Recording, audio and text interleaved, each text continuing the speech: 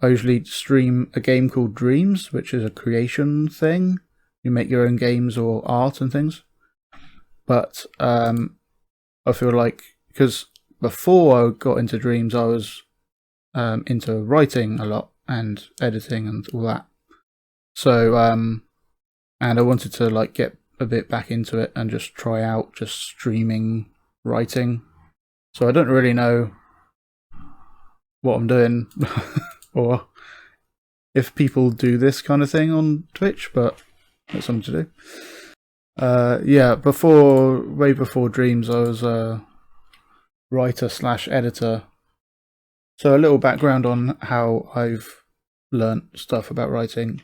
When I started writing, I listened to a lot of Writing Excuses podcast, like the early days, and I even like went back to the beginning and just binged it, hundreds of episodes. So I got a lot through that, but then after that, I edited a lot of other people's stuff on like editing forums that people were looking for feedback and all that kind of stuff. So less about like learning what prevailing wisdom is and more like my own style, I guess, based on just how it feels to read. So I kind of have rules in my head that are mostly made up. Yeah, I used to write articles on a blog talking about aspects of writing and particularly kind of line editing stuff.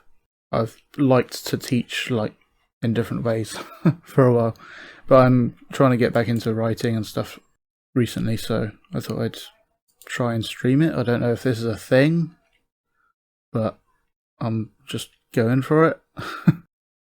I found this the other day. It's just like a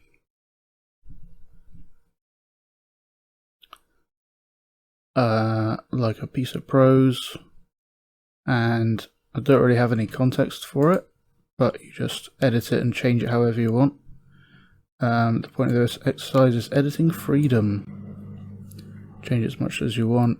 Okay, I think I'll read through it and leave notes or something, and then I'll edit it. That's what I try to do, because I can get, when it's someone asking for feedback or something online, if they're really early in their learning, then you don't want to like bombard them with line edits. You just want to give them a couple of pointers, and you can get a sense for how far they are into writing by reading the whole thing first, and it gives you an overview of what the main issues might be, sort of thing.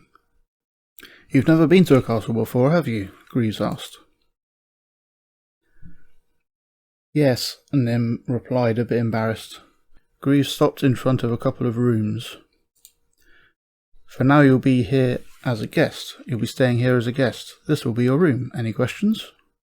As Nim was about to respond, he heard footsteps rapidly approaching from behind Greaves. A young lady was sprinting towards them with a smile on her face. Greaves, she exclaimed. Alette? Greaves' voice boomed. Nim peeked around Greaves. She had long blonde hair and was wearing a beautiful dress. Greaves held open both of his arms, gesturing for a hug, which Alette ran straight into. He picked her up. He picked her up off her feet and lifted her into the air before settling her to back down. Father told me the news. I'm so happy you're back, she exclaimed. When I heard that the northern attack was a success, I was so relieved. Oh. It's great to see that you made it back safely. Greaves was grinning from ear to ear. Or just grinning ear to ear. Of course the attack worked. Don't tell me you doubted me. I was just... Alette stopped and looked at Nim as if he had appeared out of nowhere. She turned and cupped her hand around Greaves' ear. Nim couldn't hold back his curiosity and channeled his luminescence to enhance his hearing. I'm guessing that's like a magical thing with a capital L. Who's the homeless man? She whispered. not quite quietly enough as Nim burst out into laughter. His hair had been growing unmaintained, and he was wearing a spare tunic Greaves had given him. It was old and 2 sizes too large. Greaves chuckled. This is Sergeant Nim. You'll have to excuse his appearance. It's my fault he looks that way. A mortified look spread across Alette's face. She had just called a member of the military homeless. Greaves smiled, seeing her reaction. Yep, Sergeant Nim is actually the man that took out Damascus. Guess that's a person? He watched as Alette became stiff as a board. He was a leader amongst the brave men that put their lives on the line to defend the Empire. Alette's face was beet red. I'm so sorry, Sergeant. I had no idea who you were. Please forgive my earlier remark. Nim laughed. Think nothing of it, Your Highness. I apologize for coming to your castle in such worn-out rags. He looked over to Greaves. Perhaps if the commander hadn't burned my uniform a few days ago, I could have worn that. Hey, the wagon was on fire. I had to... Greaves stopped immediately. Nim smirked. Why was your wagon on fire? Alette asked innocently. Greaves' face became bright red. Greaves remained silent. There'll be a ... in an RPG. Hey, come on, what happened? We can talk about that matter later. Right now, I need to speak with your father. Where is he? Greaves started walking away down the hall while Alette ran after him. What happened? Why wouldn't you tell me? Okay, so now we'll actually edit some stuff. So I'd probably start with Nim. It feels to me anyway that Nim is the perspective because they haven't been to this place before.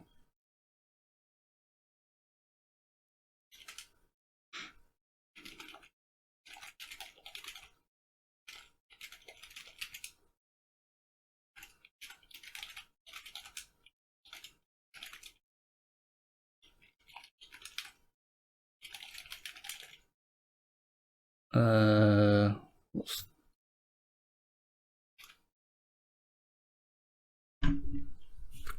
the candle holdy things?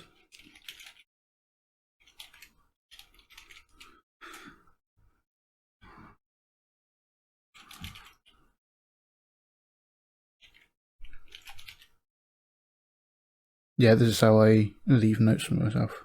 So one thing I learnt from writing excuses was about said bookisms. You can have really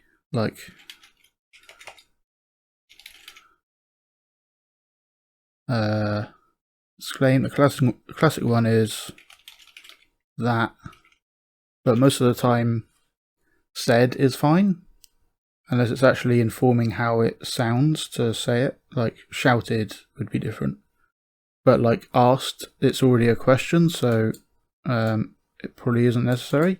But that's very much a style thing, so like if you prefer asked or whatever, then go for that, but I try to stick with said most of the time. Having said that, I'll probably put it over here because I want to add an action to it.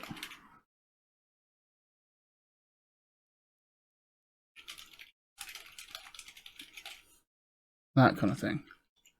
So then you get a vibe for Greaves is out in front. He's probably holding the lamp.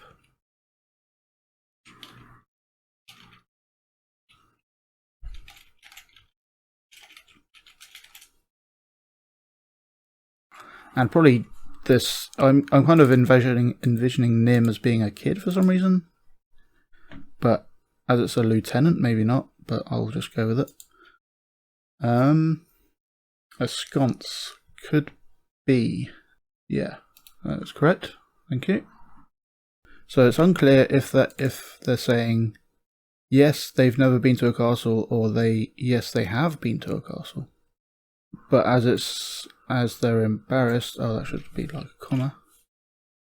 As it's embarrassed, I guess they haven't been to a castle before.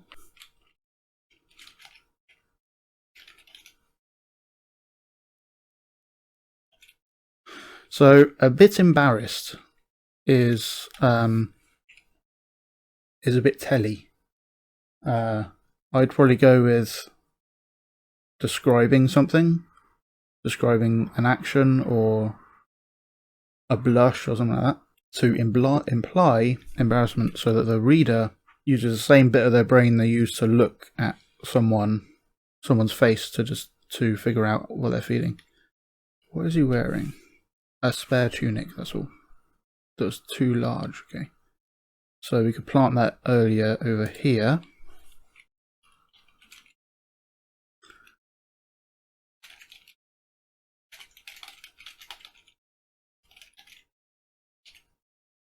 Snuggling down. I kind of want his neck to be like his head is snuggling down into it. But I think that's probably gets the point across. Yeah, so this just kind of indicates he's not comfortable here or with the answer to this question. So I think that's probably good enough. There's a couple of rooms, so really we should be walking past rooms.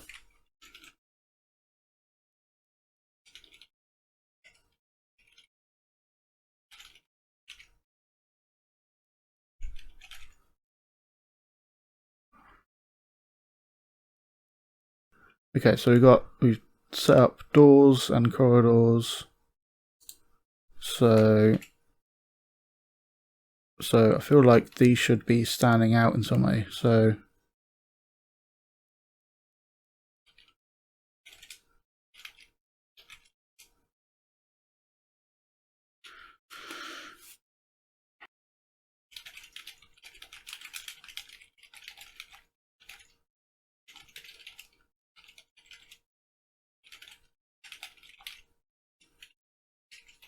something like that.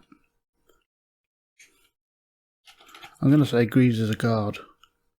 And it's kind of implied with him holding the lamp in front. So the guards load, because I didn't want Greaves to start two things in a row. The guards load as they approach two larger steel-made doors. And then you can be saying that, because he's owning this action. Now he'll be staying here as a guest. This will be your room. Oh. So they should arrive at that room at the moment he says this will be your room. Because otherwise, because as it was, for now you'll be staying here as a guest, says that the place they stopped at is the room. And then it says this will be your room, so it's kind of just doubling up. So we could just remove this is your room, or we can move this to the front, and now it's got a bit more nuance. So staying here applies to the castle. So this kind of comforts Nim in response to that. And then that will just be, hey, don't worry about it. For now you'll be staying here as a guest. So as Nim was about to respond, let's just show Nim trying to respond.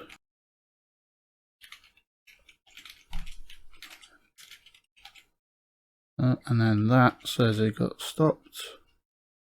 And then you can have the footsteps.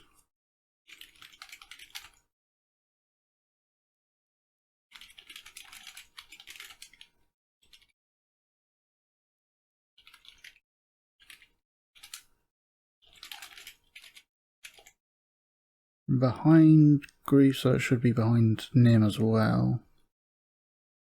No, Grief should turn to face him.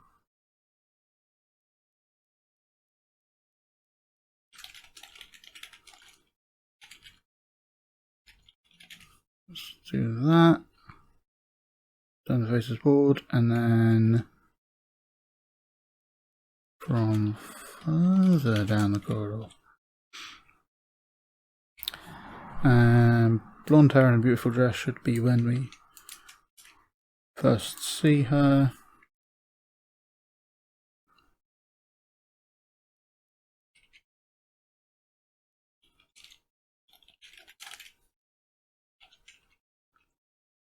Towards them, and then let's move this down, and then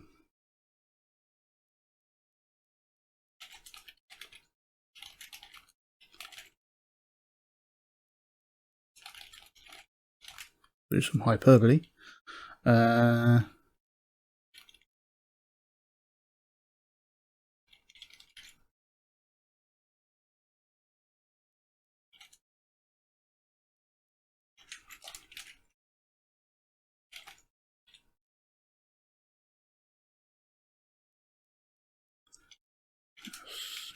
Options.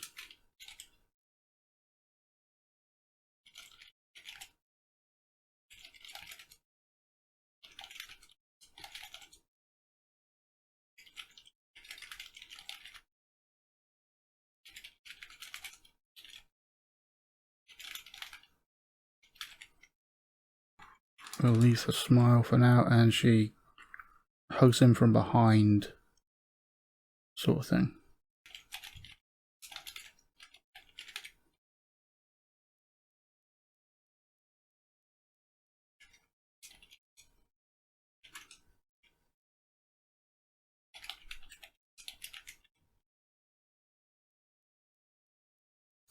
This is like a single moment in time, like a snapshot. So we see all that stuff at the same time in the same paragraph, as if time has paused. So that's why all the description happens at the same time, because we see all that description, like Nim sees all that description at the same time. Is what I'm thinking. And we don't see the smile because she's behind Greaves, and then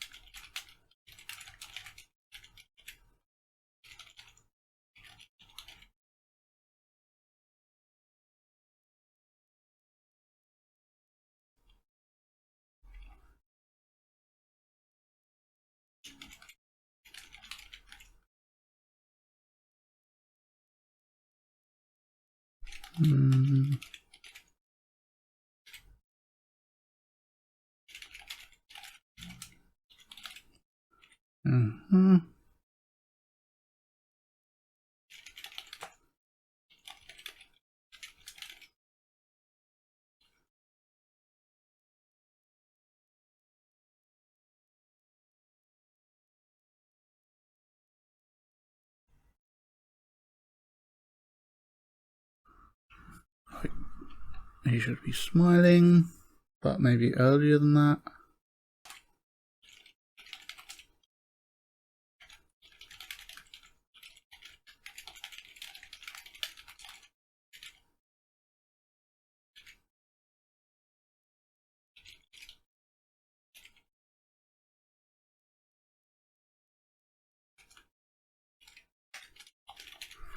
Now, normally I'd say he said or whatever, but it is kind of, it's exclaiming it, and boomed kind of gives a character to Greaves' voice, which is useful, I think. Yes, I don't need that. And probably don't need that. Just have a let.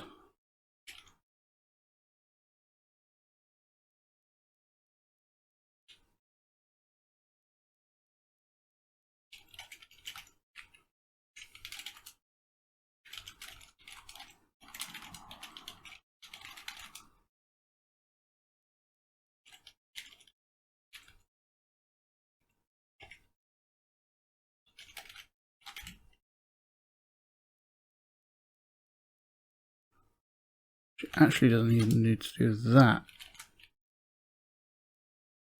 because you're still talking to Greaves, so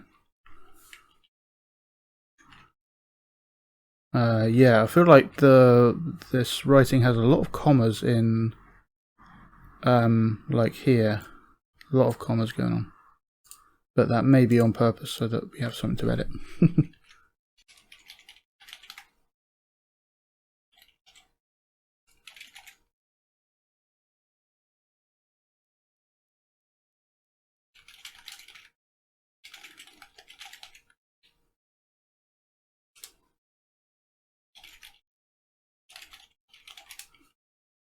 I feel like the northern attack is too vague, but I don't know what else it would be called. I'll just mark it like that.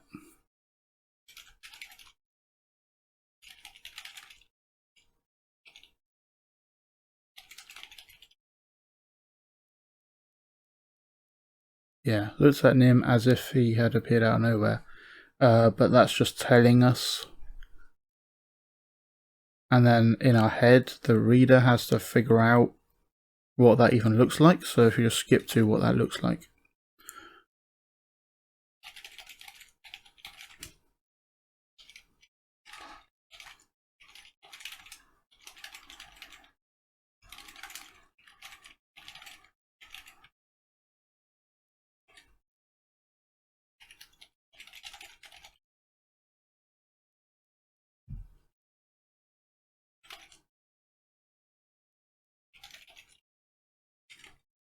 Here's here.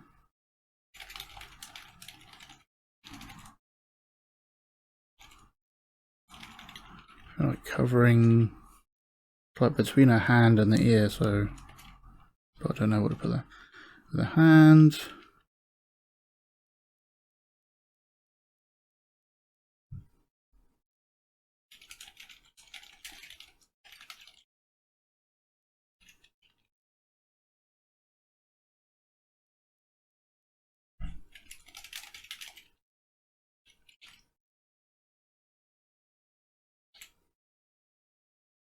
So this is a minor thing. He channeled his luminescence, which is some sort of magical thing. Channeled it to enhance his hearing. Somehow that feels a little clunky, as if, because what he's doing is enhancing his hearing using the luminescence, like channeling the luminescence. So Nim isn't thinking about luminescence, he's thinking about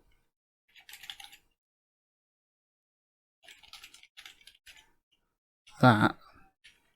Nim enhances hearing by channeling in essence. But then the by is still like a bit clunky because it's two separate actions that are related. So then I would still keep channeled luminescence. So the other way around. So Nim channeled his luminescence. Oh.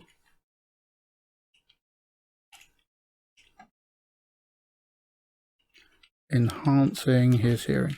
So now Nim is enhancing his hearing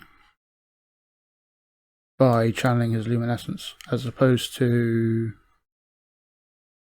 channeling his luminescence in order to enhance his hearing.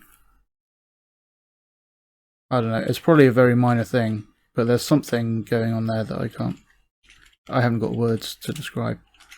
So he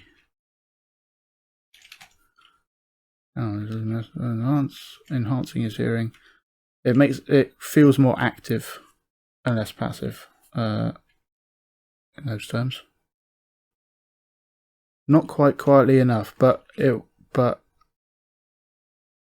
then what's the point of enhancing his hearing? That's the whole point. There's nothing is quietly enough. So we'll just skip to Nim bursts out in laughter, burst into laughter.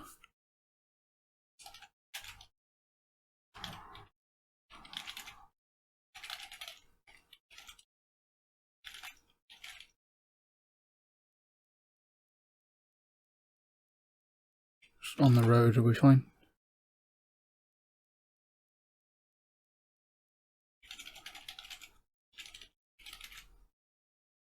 I'd say basically the better it draws on the rest of the story that came before, the better it's part of the story. So it just follows on from it more naturally. So if here we mention on the road, on the run, if we mention on the run, and like how he didn't have time to pay attention to his personal grooming etiquette. Okay, there's only one T. So now it's like, it's not just anyone could say this sentence, but it's this person at this time, that kind of thing. So if you're the one writing it, then you can just do that naturally if you're used to it, because you already have the rest of the story in your head. But because I'm editing it and I have no context, I'm just making up this context. Greaves chuckled. So Greaves is talking here, I think. So I would put that there. And then it kind of prefaces that whole paragraph to being from Greaves. And I want Greaves to look over at him because he's talking about Sergeant Nim and his appearance. So I'm going to say just held in, I think is probably just fine.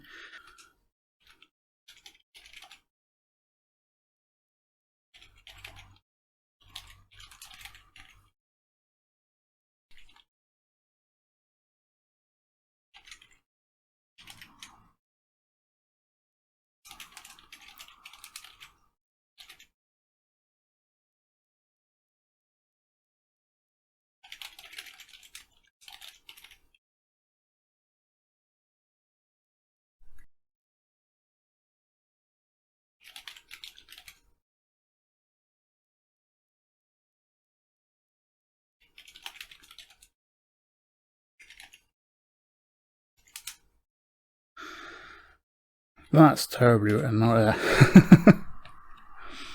I'll come back to that.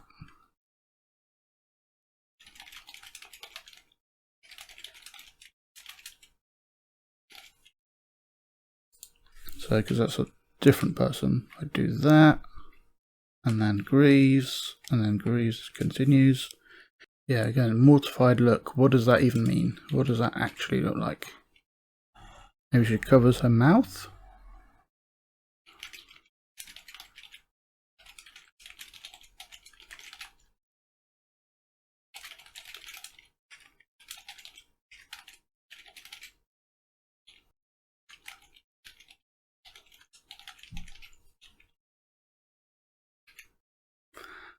Because it could be that this is written in omniscient, which is a kind of perspective. There's like first person, which is I did this, I did that, and you only have information that they know and their own thoughts and stuff. Third person is when it's told as he did that and she did that, or yeah, third person. So normally that can be third person omniscient, where you can see into other people's minds, like mortified, and she just called a member of the military homeless is like her thought. But I tend to write in third person limited, so it's he and she did this and that, but it's from the perspective of one character, and I've chosen Nim. So then he did this and she did that, but we only have Nim's thoughts and what Nim can see or whatever. So in that case, that's why this doesn't work so well, because Nim only sees her covering her mouth and eyes widening, and from that he assumes and the reader assumes she's mortified, and then a military man indicates she's like worried about her being rude to a military man, that kind of thing.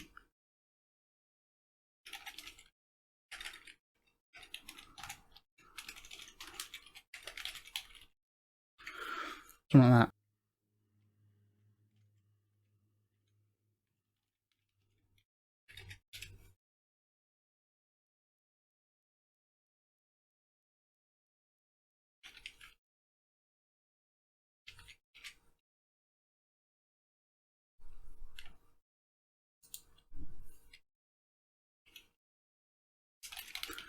And I'm going to assume Damascus is some guy.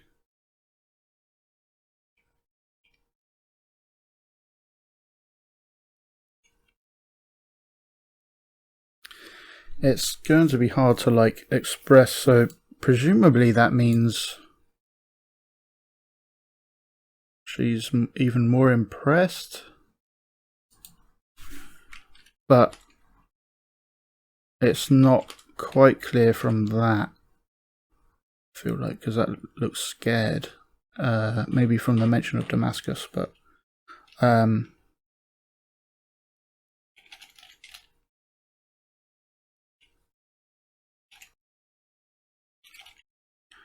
want like a waving gesture, as if it's dismissive.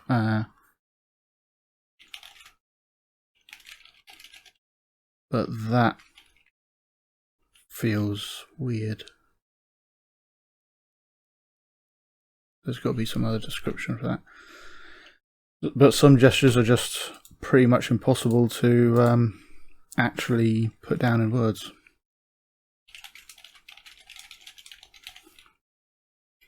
But if he's saying with a bow, that'll work. Then you wouldn't do that gesture if he's bowing at the same time. So this is going to get a bit fantasy speak, but I feel like in the castle, and he's like awkward and wanting to make a good impression, so maybe this posh sounding talk is okay. It is I who should apologize for coming to your castle in such worn out rags.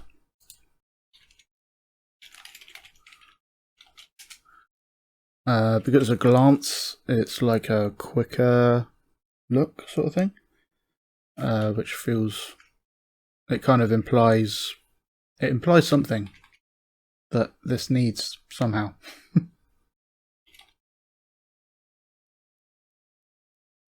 We stopped immediately. I don't know.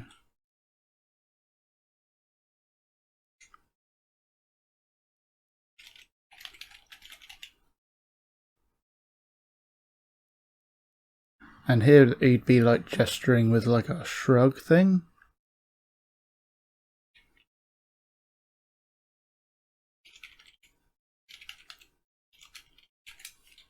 I'll just do that. To agree to stop to immediately. That's like implied by this thing anyway. That's kind of what that means.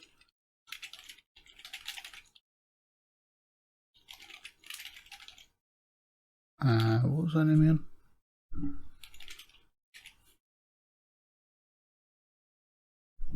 Yeah. Officially, name smart.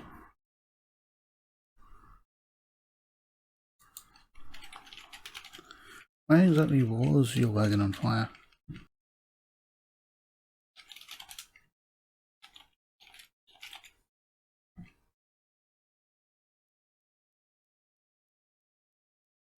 Not hanging open, but just open. Yeah. Okay. So, face became bright red is kind of covered by this. So that's indicating he's embarrassed, and that's what this does with a more kind of action-y thing. And then he remains silent, but clearing his throat awkwardly is like more describing something, because remaining silent isn't describing anything. So there's nothing for the reader to like add to the scene from that sentence. So this kind of sells that vibe of how Greaves is feeling about this.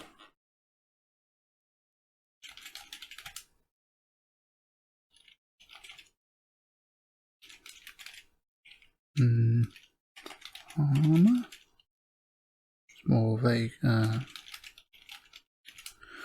I'm thinking adjusting your tie kind of feel.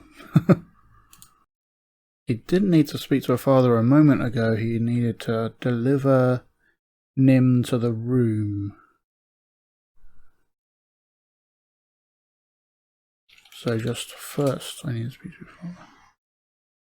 Okay, so they're like walking away, which is a nice kind of, like as if they just forgotten about Nim, which is kind of like a nice comedic end to that scene. But then Nim is standing outside a closed door, so it wouldn't feel so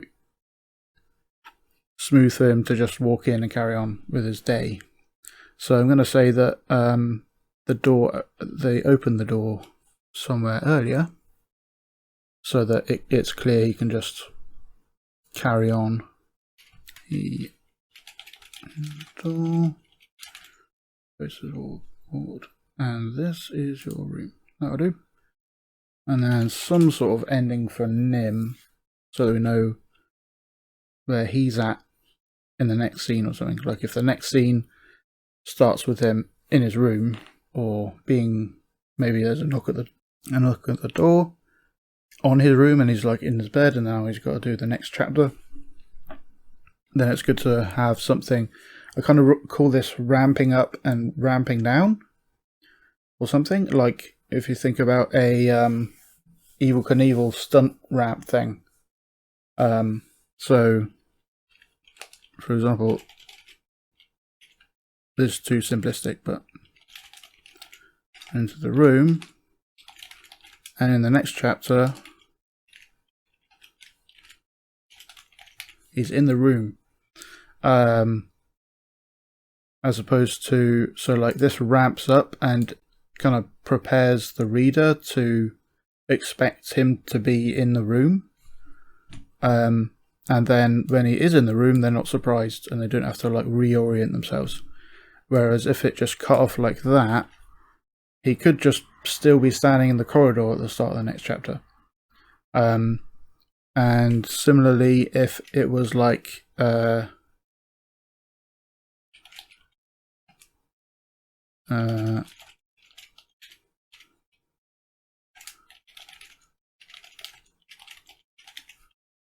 Nim left the castle heading towards Mordor, and then the next chapter is Nim reached Mordor, that kind of ramps them up and kind of sends them in a trajectory towards being caught on the other side by he reaches the place he was heading towards.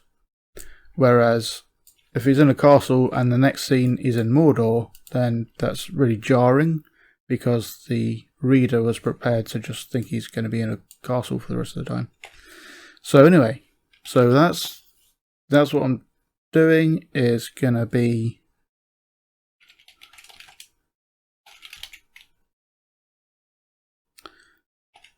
and crept into the room. So thanks for watching. Cool. Yeah, so bye everyone. I'll see you around.